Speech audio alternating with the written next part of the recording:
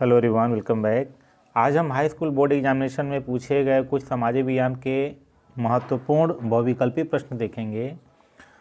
तो पहला प्रश्न दिया हुआ है, निम्नलिखित नेताओं में से किसने एक गुप्त संगठन यंग इटली बनाया। तो इसमें 4 विकल्प दिए गए हैं। ए दिया है विक्टर इमैनुअल द्वितीय, बी दिया है ज्यूसेपे मैत्सिनी, सी दिया है काउंट काबूर और डी दिया है ज्यूसेपे गैरिबाल्डी। तो अब इसमें जो हमारा ऑप्शन है, ऑप्शन बी सही है। ज्यूसेपे मैत्सिनी ने किया था, यानी यंग इटली का जो स्थापना किया था, बनाया था, वह हमारा जो बी ऑप्शन है, बी ऑप्शन सही है। तो दूसरा प्रश्न दिया है, निम्नलिखित में से किसे 1871 में जर्मनी का प्रथम सम्राट घोषित किया गया। ऑप्शन दिया है ए कैसर विलियम प्रथम, बी दिया है विलियम द्वितीय, सी दिया है फ्रेडरिक विल्हेम प्रथम और डी दिया है ऑटोवान बिस्मार्क। तो जो दूसरा प्रश्न दिया है, इसका जो ऑप्शन ए है कैसर विलियम प्रथम, तो ऑप्शन ए इसका सही है कि 1871 में जर्मनी का प्रथम सम्राट घोषित किया गया था कैसर विलियम प्रथम को। तो ऑप्शन ए सही है। तो क्वेश्चन नंबर 3 देखते हैं। दिया है कि 1789 में फ्रांस में किस प्रकार का शासन था। ए दिया है सीमित राजतंत्र, बी दिया है असीमित राजतंत्र, सी दिया है कुलीन तंत्र और डी दिया है लोकतंत्र। जो 1789 में फ्रांस में किस प्रकार का शासन था, तो इसमें जो हमारा ऑप्शन बी है असीमित राजतंत्र, तो ऑप्शन बी इसमें सही है। क्वेश्चन नंबर 4 देखते हैं। दिया है कि ब्रिटेन में कार्न कानून समाप्त करने का क्या कारण था। ऑप्शन ए है जनसंख्या में वृद्धि, बी दिया है कृषि उत्पादों में अधिकता और सी दिया है कार्न आयात पर नियंत्रण, डी दिया है उद्योगपतियों एवं शहरी लोगों का विरोध। तो इसमें जो ऑप्शन हमारा बी है, बी ऑप्शन हमारा सही है। अगला क्वेश्चन नंबर 5 देखते हैं। क्वेश्चन नंबर 5 दिया हुआ है कि 1944 में ब्रेटन वुड्स सम्मेलन कहाँ आयोजित किया गया था। तो इसका ऑप्शन दे रहा है ए ब्रिटेन में, बी दे रहा है अमेरिका में और सी दे रहा है फ्रांस में और डी दे रहा है भारत में। तो 1944 में ब्रेटन वुड्स सम्मेलन का आयोजन ऑप्शन नंबर जो बी है अमेरिका में किया गया था। क्वेश्चन नंबर 6 दिया है कि निम्नलिखित में से कौन सा विषय संघ सूची में है। ए दिया है प्रतिरक्षा, बी दिया है कृषि, सी दे रहा है शिक्षा और डी दे रहा है व्यापार। तो जो निम्नलिखित में से यानी विषय जो संघ सूची में है वह ऑप्शन नंबर ए है प्रतिरक्षा। तो इसमें ऑप्शन नंबर ए सही है। क्वेश्चन नंबर 7 दे रहा है कि श्रीलंका में कौन सा बहुसंख्यक वर्ग है। ऑप्शन है तमिल है, बी दे रहा है ईसाई है, सी दे रहा है सिंहली है और डी दे रहा है मुस्लिम है। तो श्रीलंका में जो बहुसंख्यक वर्ग है वह ऑप्शन नंबर जो सी है सिंहली सही है। अब क्वेश्चन नंबर 8 देखते हैं। क्वेश्चन नंबर 8 में दिया है कि निम्नलिखित देशों में कहाँ संघात्मक शासन नहीं है। अब इसमें हमारा कौन सा ऑप्शन है, तो ऑप्शन ए दे रहा है भारत, बी दे रहा है बेल्जियम, सी दे रहा है संयुक्त राज्य अमेरिका और डी दे रहा है श्रीलंका। तो जो इसमें ऑप्शन हमारा जो डी है श्रीलंका, यहाँ श्रीलंका सही है। क्वेश्चन नंबर 9 देखते हैं। 9 दिया है कि महात्मा गांधी का विचार था।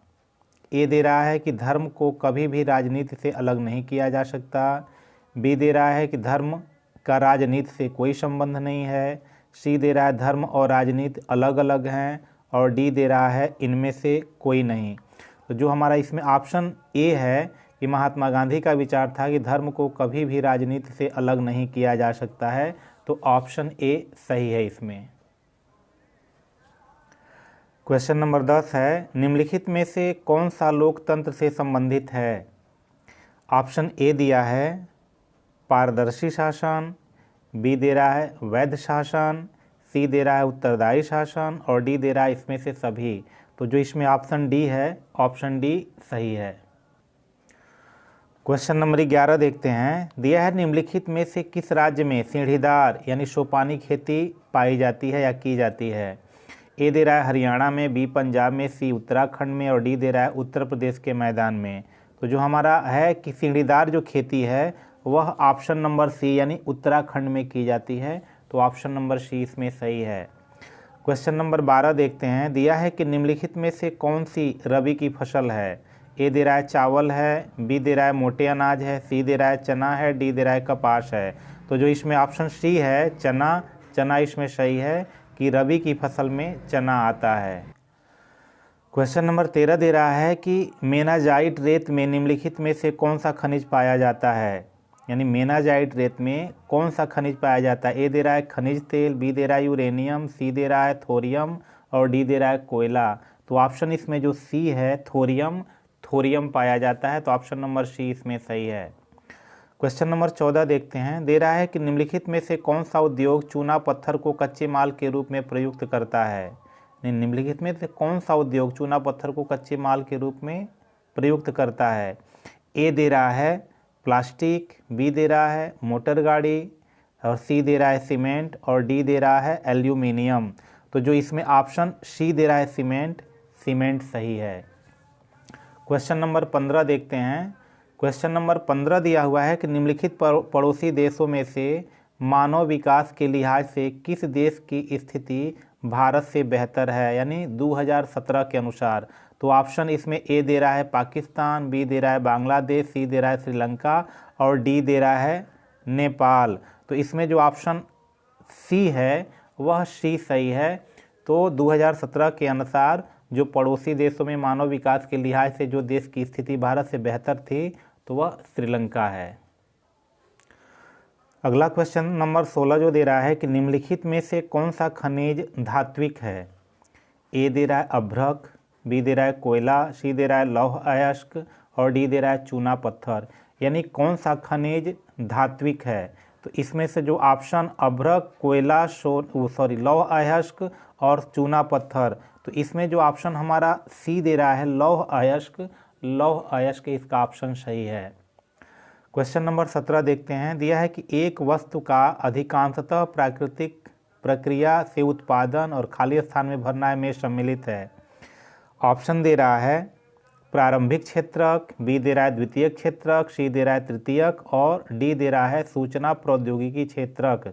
तो इसमें जो ऑप्शन हमारा है प्रारंभिक क्षेत्रक, तो ऑप्शन नंबर ए हमारा सही है। क्वेश्चन नंबर 18 देखते हैं। क्वेश्चन नंबर 18 दिया है कि एंथ्रासाइट का संबंध निम्नलिखित में से किस खनिज से है। ए दे रहा है लौह अयस्क, बी दे रहा है बॉक्साइट, सी दे रहा है कोयला और डी दे रहा है सोना। तो जो इसमें एंथ्रासाइट का संबंध है तो इसमें जो ऑप्शन हमारा सी दे रहा है कोयला, वह कोयला से संबंधित है। क्वेश्चन नंबर 19 देखते हैं। दिया है कि निम्नलिखित में से किस वर्ष बांग्लादेश ग्रामीण बैंक की स्थापना की गई थी। तो ऑप्शन दे रहा है 1960 में, 1980 में, 1970 में और 1950 में। तो इसमें ऑप्शन जो हमारा बी है 1980, गूगल के अनुसार 1983 दे रहा है, तो इसमें कोई 1983 नहीं है। तो 1980 इसमें ऑप्शन बी हमारा सही होगा। क्वेश्चन नंबर 20 है।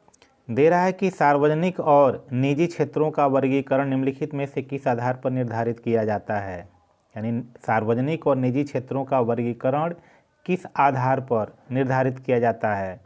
दे रहा है रोजगार की शर्तों के अनुसार, आर्थिक गति की प्रकृति और सी दे रहा है उद्यमों के स्वामित्व और डी दे रहा है उद्यम में नियोजित श्रमिकों की संख्या। तो ऑप्शन इसमें जो हमारा सी है उद्यमों के स्वामित्व के आधार पर, तो ऑप्शन जो हमारा सी है वह सही है।